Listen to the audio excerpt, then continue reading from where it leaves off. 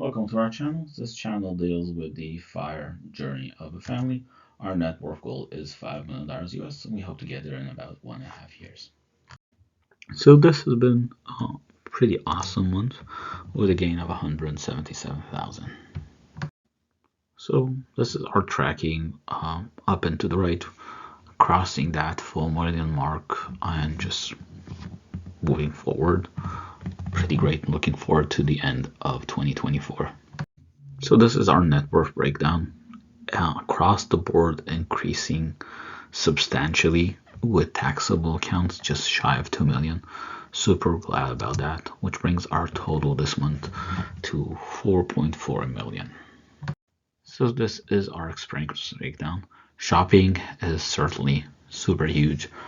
This is to do with end of year shopping, but let's dive into the specifics. So, shopping. Let's start with that. There were a bunch of electronics that we had to purchase. Uh, One-off expenses, a laptop, and new phones. So that's the reason for that. Health is pretty high. There was a one-off expense to do with some special education related stuff. And travel, this is prepaying for some Christmas travel we have upcoming, and the rest of the expenses. So food is up there, but it's pretty much the standard in 2024. Utilities, this is one of the months we had all three at the same time. Restaurants, a bit of eating out. We had some occasions we needed to celebrate. And entertainment, this is purchasing some holiday shows for us. Transportation is a pretty standard fuel. One of the vehicles had to purchase new tabs, but it's 10 years old, so that was about $200, so super cheap. Insurance, this is the new reality, unfortunately. Rates have skyrocketed in the past few months, and this is after negotiation. Childcare, this is to do with some after school activities that we purchase. So this is a one-time expense that's for the rest of the year. And Pent, we were out of town for a weekend, so this is actually the cost, which is 3 or 4 days. Super expensive, but at this point, yeah, we have to pay it. And phone, this is new. Going forward, one of the younger kids is getting a phone, so we have to start budgeting for that. So which brings our total expense this month to 22,000, which is quite high, especially since last one was also high. This had about 8K of one-off expenses, but it's still super high, and we need to start budgeting more appropriately towards our fire number. So a little bit about us. We are two working parents. Most of our income is from W2. We have 3 kids, ages from 7 to 11, and we live in a high cost of living area. We own our own house at this point. We are debt free. Travel budget plan in retirement is 3K. So we started collecting data about our various vacations, and the rest of the video is various vacations and their breakdown of cost. So this is a different kind of vacation we were trying for preparing for slow travel and things of that nature. So this is a month-long trip in Southeast Asia with some very cheap countries like Vietnam and some very expensive countries like Japan. So you'll see sort of like different mismatch of things together. So flights, it's expensive to get there, but internal flights were very cheap. Food, since part of the trip was in cheap countries, some of it was inexpensive. In the cheap countries, we ate out mostly, and in the more expensive countries, we I would not say cooked, but more like ate supermarket type food. Stays, it's a combination of Airbnb and hotels. Again, like the expensive places were $300 a night in high cost of living countries, and in cheap countries it was $100 a night. for what I would say comfortable accommodations. Not the highest end, but uh, a lot more than we're used to over here. Entertainment, yeah, you travel for a month, you do sort of like excursions and things of that nature. And in the cheap countries, it was $100 a day for our family, but in the more expensive countries, yeah, it does get expensive. Especially, we did Disney Japan, which, yeah, Disney is always expensive. Shopping, we bought a few things, nothing extravagant, mostly knickknacks and things of that nature. But in expensive countries, like I mentioned, it does get expensive. Cheap countries, not so much. Transportations, mostly Ubers. We did not rent cars. We're not comfortable in driving that part of the world. So this was Ubers, Lyfts, things of that nature. So that brings our total vacation for a month to 18,000. It is expensive, but about like 8,000 of this is just the flights to get there. So that aligns with our sort of slow travel goals post fire, where we can hang out in a geolocation for a bit longer. Um, yeah, super cheap. That part of the world, relatively speaking. So if we extrapolate this to like a 2 month summer vacation type thing, well below our 30K expected budget. So yeah. So this was a different type of vacation. We drove to Alaska for the most part. Several kids joined midway and left midway. But this was a long vacation. Food, we cooked out, we camped for some of it. Restaurants, not that expensive, not that much restaurant amount of restaurants. Um, I mean, Alaska is pretty rural for the most part, so yeah, the restaurants are just not that abundant. And doing the drive up there via Canada, it's just fast food restaurants along the way, nothing too fancy.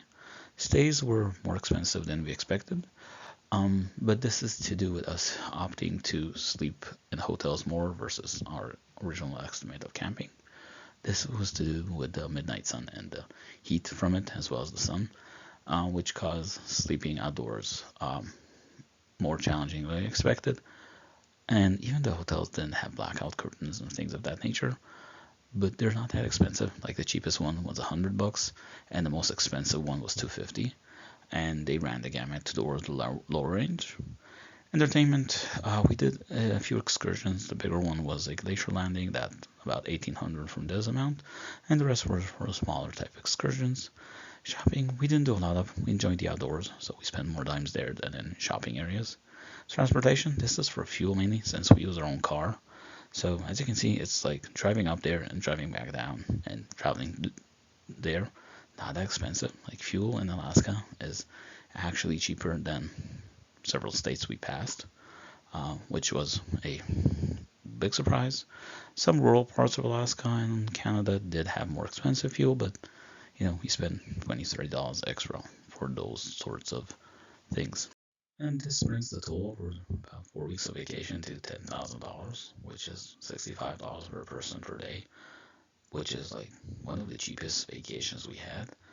Most of it to do with several nights camping and using our own car, which, yeah, was a surprise for us, and it makes Alaska a appealing destination because of the nature and the rural aspect of it.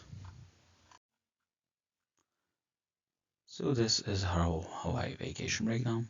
Flights were about $4,000. Food 600. Restaurants 660. Um, we didn't eat a lot outside for some of it. Stays are the most expensive part. A, because we stayed at luxury um, resorts and paid the price for it. Happy to. Entertainment was again excursions, luau, things of that nature. Shopping, not that much. Not because we didn't want to buy anything. It's just like we enjoyed being outside and doing things often, and we just skipped a lot of shopping. Transportation is mostly rental cars for the different islands we were on. Um, Not too expensive, comparative speaking. We did have a car, I think, about 90% of the days. Um, yeah, just not as expensive as I expected. I mean, this is post-COVID, so prices have come back down.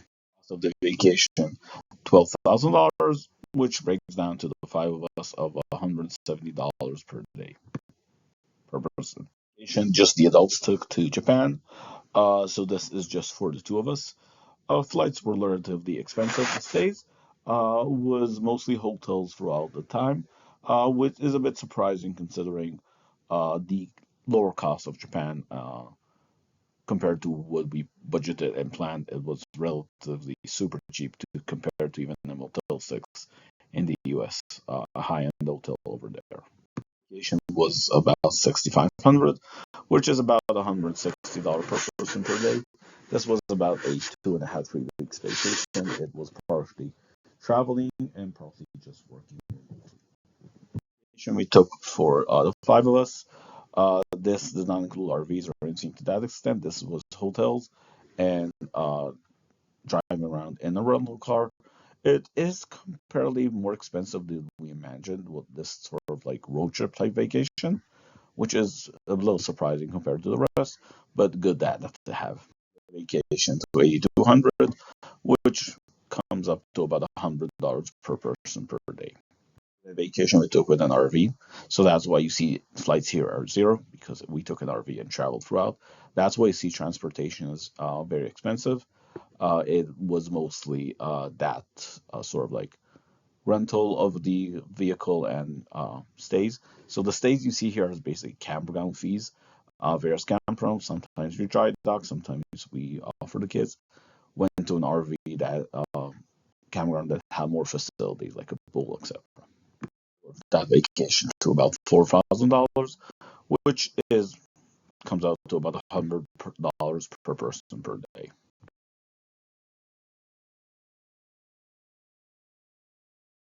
Vacation we took in New York City, Manhattan.